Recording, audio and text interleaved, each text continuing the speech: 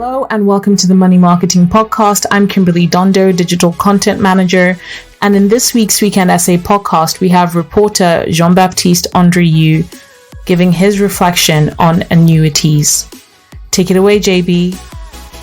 Join us at Money Marketing Interactive London on the 29th of September. Just go to mmilondon.moneymarketing.co.uk to secure your seat at our industry-leading event and hear from notable figures in the industry. See you there. The 14th of April 2009 carries a particular memory for me. It is a day when I turned €1 into 100. How? By correctly predicting the final score of the second leg of the Champions League quarter-final between Liverpool and Chelsea. The game ended with a 4-4 draw, which saw the Blues going into the semi-finals. I still believe to this day that I have missed an exciting career as a professional gambler. In fact, I spent more time in 2009 researching data on football, baseball, ice hockey teams and players than studying for my baccalaureate, the final high school examination in the French education system. Football was for daytime and evening, baseball and ice hockey for the night, because I wanted money to keep working for me while I was sleeping. Sometimes, and when available, I would add Japanese baseball games for the early morning, which led me to grow sympathy for the Tokyo-based team Yomiuri Giants. I have never watched any of the games, but I'm grateful for the money I earned thanks to their performance in the NPB on that year. The other way around, I grew a distaste for the German football team Hertha Berlin. On tracks to win the Bundesliga by spring 2009, the team collapsed in the ultimate games of the season, which offered the title to Wolfsburg and ruined some of my combination bets. To be honest, I won more often than I lost, which enabled me to cover my very few expenses as a teenager. This past interest for gambling could suggest I have an appetite for risk. The reality is, I do not. I found the idea of the money in my pension pot being invested in funds terrifying. Objectively, entrusting fund managers who theoretically know what they're doing with my money is a safer bet than relying on people kicking, throwing, or slugging balls. Yet the money and stakes involved are higher. Your pension money will be your means of subsistence after you retire. There are tens if not hundreds of thousands of pounds involved. It's a far cry from the £1 to £5 I used to gamble to put butter in my spinach, as we would say in French. The first concept of the UK pension industry I got exposed to were annuities and drawdown. I found the idea of annuities much more reassuring than drawdown. This is because it is a guaranteed source of income for the rest of your life upon retirement.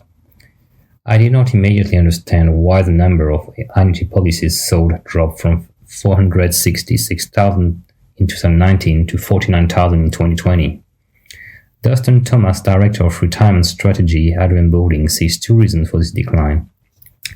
He says, since George Osborne introduced the pension freedoms in 2015, annuity sales have been in decline for two reasons. Firstly, the effective requirement to purchase an annuity for non-advised customers was removed, and so people no longer had to buy one.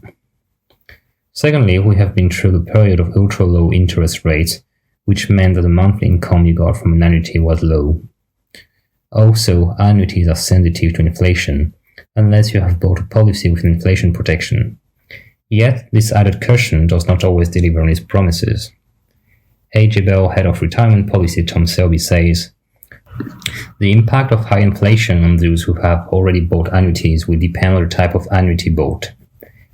Some will have inflation protection baked into the terms of the contract, although this is often capped. If inflation exceeds a cap, which it will for many people this year, then your income is actually falling in real terms. This will no doubt anger people that purchase what they hope would be an inflation-proof income. In the previous tax year, only 15% of the 60,000 annuities purchased had a form of protection against inflation. With a volatile market this year, annuities seem to be experiencing a regain of interest. Internal analysis by Standard Life show that annuity rates have increased by over 25% as of July 2022, while Canada Life has improved its annuity rate by around 30% this year and witnessed a 20% increase in quote activity compared to last year. Could this lead to a reassessment of the role of an annuity in retirement income? The financial services industry regularly emphasizes the importance of having a well-diversified investment portfolio. Perhaps sources of retirement income should also be diversified. Increasingly, we expect to see providers building annuities and annuity-like products into their retirement proposition to meet customers' needs for security as well as flexibility, given the overwhelming case for annuities to be used in combination with drawdown rather than as an alternative to it, Standard Life Managing Director of Individual Retirement Claire Altman says. A seminal paper called Is There a Right Time to Buy an Annuity, published by Lane Clark and Peacock in November 2021, suggests a hybrid approach could generate the best outcome for pensioners.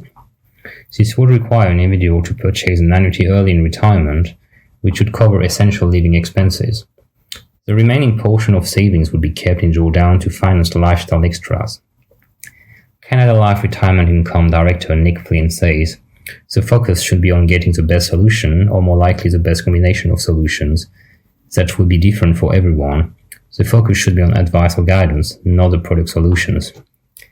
Annuities are and have always been an important part of the retirement income landscape. The fact that they are now offering good value and rates have increased by 30% means they are simply more attractive. Link this with market uncertainty, then their popularity is going to increase further. It will be interesting to see if or when those that took advantage of pension freedom 5 or 7 years ago start to move into annuities as they get older. The rates are even more attractive the older you get, especially when you link in some medical condition that will allow for an enhanced annuity. Recently, I asked myself whether I should purchase an annuity. That was a very naive consideration, as certainly reveals my knowledge gaps when it comes to pension. I found out that I'm much too young to buy one. For instance, the average of customers buying annuity policies from Canada Life is 64. The ideal age to buy an annuity is the age at which you retire. That's when paperwork stops, so that a good age to reduce the extent to which your retirement income is a gamble on stock market returns and to buy in some security, says Bowling. For Altman, an annuity is also worth considering at a later point in retirement. She says an annuity does not have to be bought at the point of retirement. In fact, annuity rates can be attractive the later you buy. The number of annuities being purchased at 75 or over has doubled in percentage terms over the last 5 years, according to the FCA. I guess I will have to accept that drawdown is the only option available to me at the moment. I'm still very far away from retirement, so stock markets will have time to bounce back and crash again several times. Thanks, JB, for another great Weekend Essay podcast. We do hope that you enjoyed it. Please do keep up to date with all our new releases via Podbean, Apple Podcasts, Spotify, and everywhere else you get your podcasts from. You can also keep up to date with all our new content published on the Money Marketing website, as well as our print edition, Money Marketing magazine, so make sure to subscribe. Follow us on Twitter, LinkedIn, Facebook, and Instagram. See you next time.